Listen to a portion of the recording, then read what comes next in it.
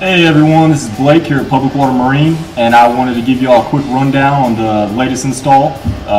We just installed 2 spreader lights on the T-top, a VHF antenna along with the VHF radio inside of the electronic box. We installed the electronic box up top on the T-top with a courtesy light doming down.